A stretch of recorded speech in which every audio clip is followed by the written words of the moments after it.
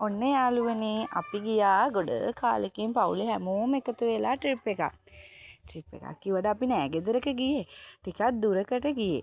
කළුතරේ ඉඳන් අම්පාරට. පැය 8ක ගමනක්.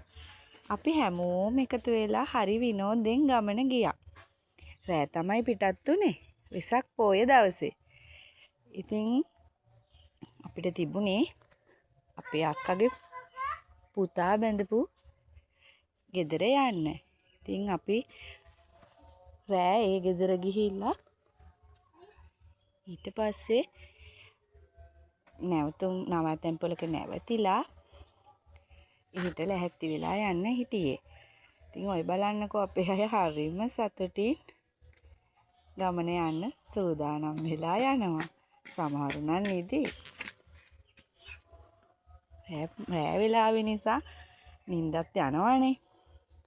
බලමුකෝ අපි ගමන ගියේ කොහොමද කියලා ඊළඟ දවසේ.